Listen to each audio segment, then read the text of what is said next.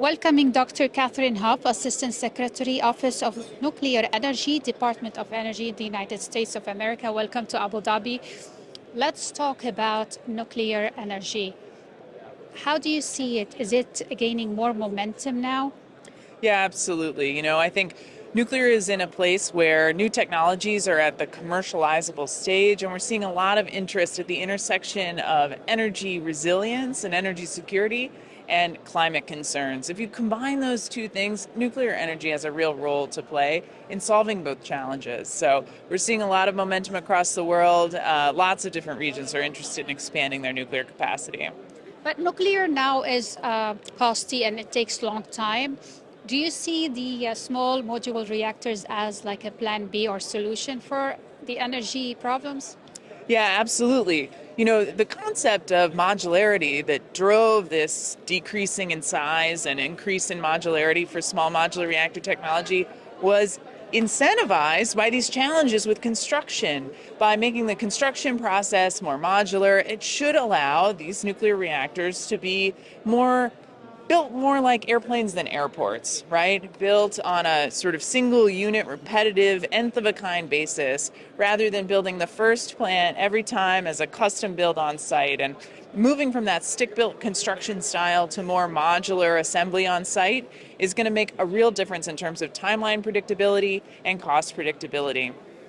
A lot of people are saying after the past year that governments and companies are not really on track to meet their targets, especially after Paris Agreement 2015.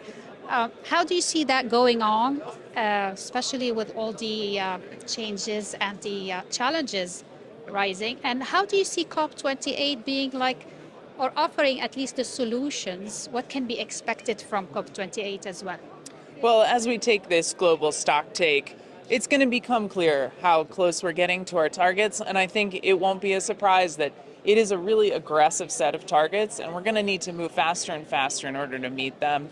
I think there's no question that COP28 here in the UAE is going to make real changes in the way we think about that process. I really look forward to having COP28 accelerate our conversation that's been happening at COPs this whole time.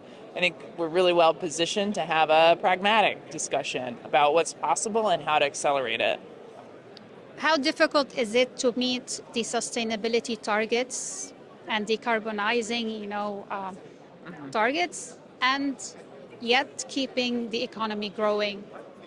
It's going to be extremely challenging, and it also depends on the economy. Right, some economies will see these investments and be able to really profit and bring a great deal of benefit through long-term investments into this decarbonization strategy. And a lot will take a little while before they can see those economic benefits. And I think it's really critical that as a globe, we make sure that all nations are benefiting equally, or at least are benefiting from this transition, and we don't leave anyone behind, because those economic challenges are very real, and we can't, we have to make sure that human life is kept in the forefront. Do you see the private sector stepping in more now that there's more opportunities for them? Yeah, absolutely. I think the private sector is increasingly recognizing the opportunity in the context of these investments. In particular, in nuclear, the investability and bankability of nuclear is clearer and clearer with every new reactor build that goes successfully and turns on, providing clean, firm power to wherever it was produced.